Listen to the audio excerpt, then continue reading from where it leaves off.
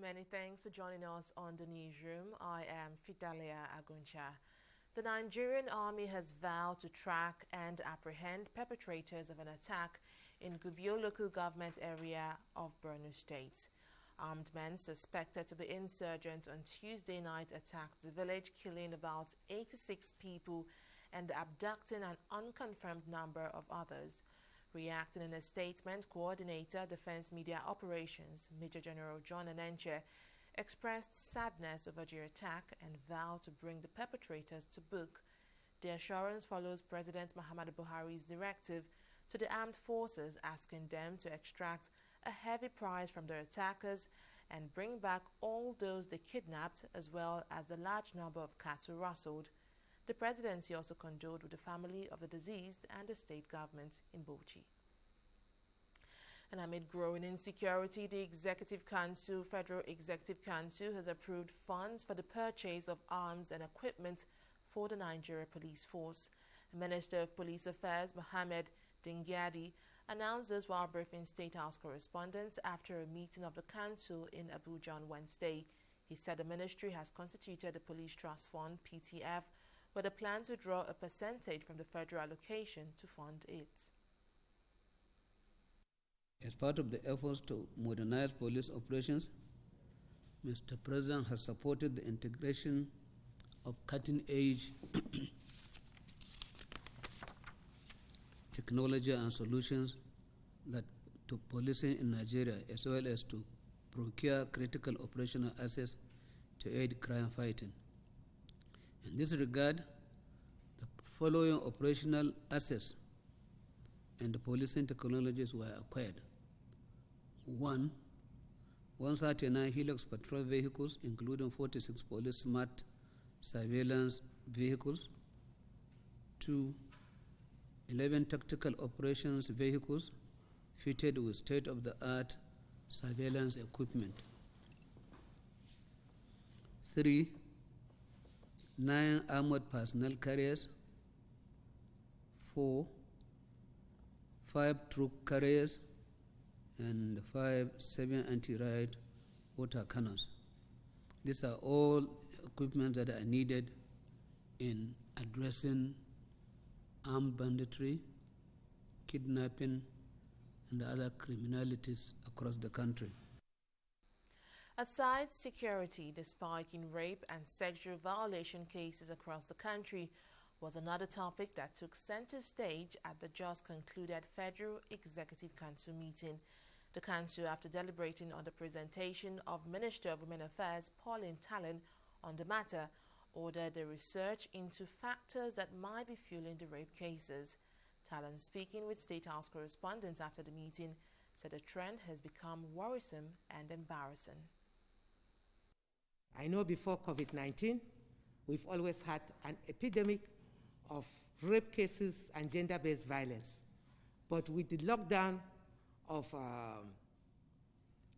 people in homes because of the COVID-19, women and children are locked down with their abusers. And the number has escalated 3 times what we have seen. There is no state that is an exception. This has reached an embarrassing situation that a memo was presented today in Council calling for immediate intervention, legal and prompt dispensation of justice of most of the cases. Dozens of cows have been killed in Kano State following the outbreak of contagious bovine pleural pneumonia, CPBB, a cattle disease. The chairman of Dairy and Livestock Husbandry Cooperative Union in the state, Usman Abdullahi, confirmed the development. Abdullahi said the outbreak started between November 2019 and January 2020. He said the delay in vaccination of the animals by the government is largely responsible for the outbreak. CBPP is a disease of cattle and water buffalo caused by Mycoplasma mycoides. It attacks the lungs and membranes that line the thoracic cavity, causing fever and respiratory signs such as labored or rapid respiration, cough, and nasal discharge. Meanwhile, about 300,000 pigs have been killed in the recent outbreak of swine fever in a border town between Lagos and Ogun states. We'll take a break here to bring you more stories from our COVID-19 coverage. Stay with us. On Deji 360, we don't just ask the questions. What is wrong with amending the Constitution the way the National Assembly members have been doing it? We seek answers. Constitution is constituent. Our problem is not lack of laws. Our problem is lack of the willpower to implement our laws. Answers that provide clarity. While we negotiate, we should try to make it a point that the girls must be complete. The clarity you need to make informed judgment so that you can make the right decision and take action. People are saying it is you politicians that are responsible for this, that you are the reason why this is happening. All these dullards that call themselves governors in this country. I wish we had people like Tony at the National Assembly. God forbid that I go to join that panel. DG 360, providing clarity to issues.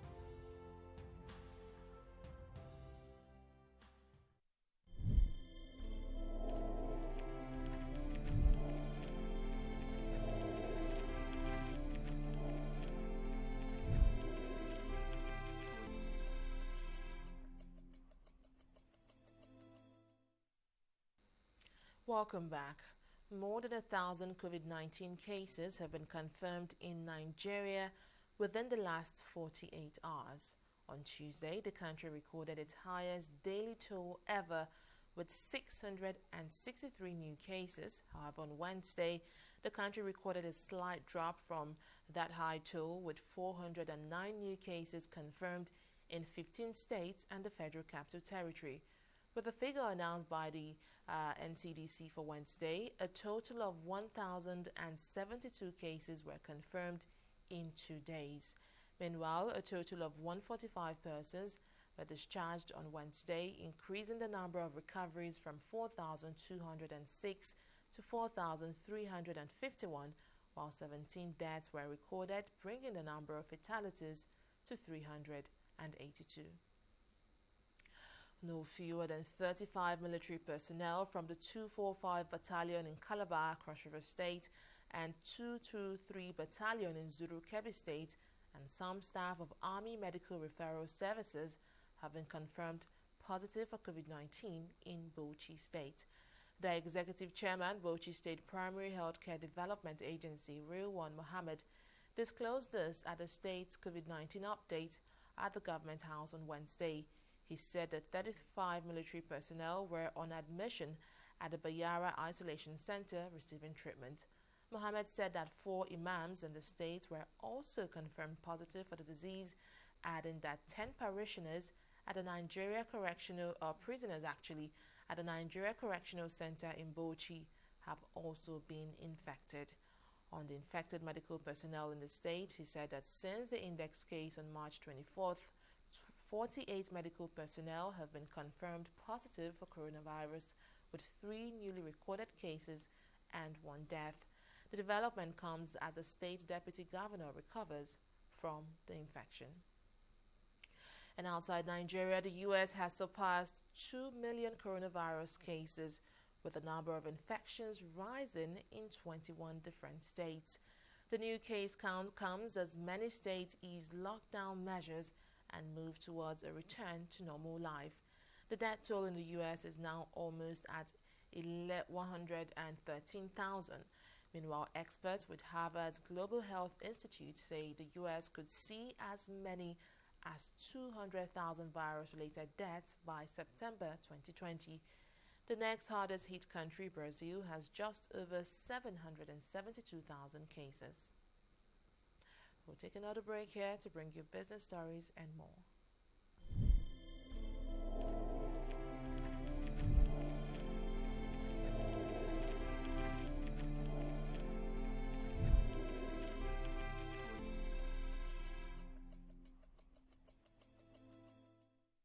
In the last 3 years, we have built a multi-purpose center, which is the envy of all in our constituency.